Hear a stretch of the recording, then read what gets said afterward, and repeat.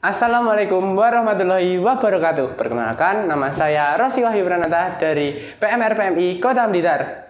Halo teman-teman, di sini saya punya jargon nih buat teman-teman. Jika saya bilang PMR PMI Kota Blitar, teman-teman jawab remaja sehat peduli sesama. Yuk kita ucap bersama-sama dengan keras. PMR PMI Kota Blitar, remaja sehat peduli sesama. Apa sih remaja sehat peduli sesama? Yang pertama, remaja sehat itu contohnya kita menjaga kesehatan diri kita sendiri, menjaga kesehatan diri orang lain yang dapat kita lakukan di sekolah, di lingkungan rumah, di lingkungan masyarakat, dan lain-lain. Contoh di lingkungan rumah kita bisa membuang sampah pada tempatnya, menyapu, mengepel, dan lain sebagainya. Selain itu, kita juga dapat mengecek kesehatan keluarga kita di puskesmas terdekat atau klinik-klinik terdekat, yaitu dengan cara mengecek gula darah, mengecek tensi, dan lain sebagainya. Selain di lingkungan rumah, kita juga dapat menerapkan di lingkungan masyarakat. Apa saja sih contohnya? Yang pertama, kita dapat mengikuti kegiatan kerja bakti, membersihkan selokan, bisa mendaur ulang sampah, dan lain sebagainya. Apa sih kira-kira tugas PMR Madya? Yang pertama kan kita menjadi peer support. Jadi kalau ada acara kerja bakti, bakti sosial, dan lain-lain, kita harus mengikuti dan mendukung acara tersebut. Selain di lingkungan rumah dan lingkungan masyarakat, kita juga dapat melakukannya di lingkungan sekolah. Contoh apa saja ya kira-kira? Pertama, mungkin bisa kebersihan kelas, kebersihan kantin sekolah, kebersihan lapangan sekolah, dan lain sebagainya. Terutama di kamar mandi sih, kadang ada bau, dan mohon maaf, kadang di kantin sekolah juga terdapat sampah dan kotoran-kotoran lain. Selain itu, mungkin apalagi ya?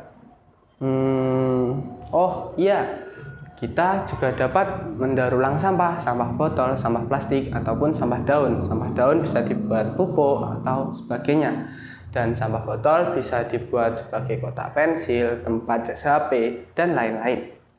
Seperti di sini, saya memberikan contoh kebersihan dan kesehatan di kantin sekolah.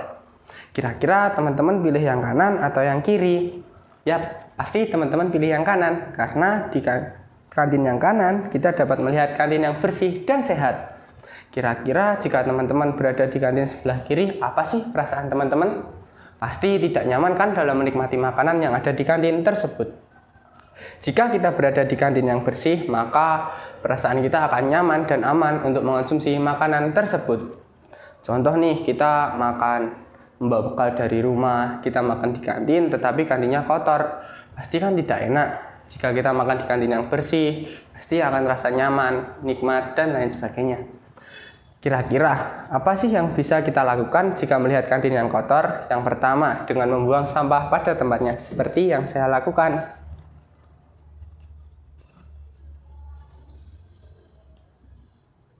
Kira-kira jika teman-teman menemui sampah botol, apa yang akan teman-teman lakukan? Membuangnya atau mendaur ulang? Jika teman-teman bisa mendaur ulang sampah tersebut, teman-teman bisa kok mendaur ulang, dibuat seperti yang saya bilang tadi, kotak pensil, tempat cas, dan lain-lain. Kira-kira apa saja ya yang kita rasakan saat melihat kantin yang kotor menjadi bersih? Pasti kita senang, bahagia, dan nyaman jika melihatnya. Yang terakhir, kira-kira kita dapat menemui sampah di mana? Sampah dapat kita temui di laci meja, di lorong meja, di bawah kursi, dan di selokan. Yang terutama di selokan sih, kadang banyak teman kita yang membuang sampah sembarangan. Jika teman-teman melihat teman kalian membuang sampah sembarangan, apa yang teman-teman lakukan? Yang pertama, pasti menegur dengan cara yang baik. Jangan menggunakan kata-kata yang keras ataupun tidak sopan. Seperti, kamu jangan buang sampah di situ. Itu boleh, tetapi dengan intonasi nada yang sabar dan lembut. Seperti, halo, maaf kak, boleh bertanya, tadi sampahnya kakak apa bukan ya? Tolong kak, jangan buang di tempat situ. Bisa. Dan lain sebagainya. Mungkin teman-teman bisa mencari contoh yang lain. Yang terakhir, mungkin sudah masuk ke sesi kesimpulan sih. Kesimpulan dari sini, kita juga bisa merasakan sehat, nyaman, dan nikmat dalam menikmati makanan di kantin sekolah, di rumah, dan dimanapun.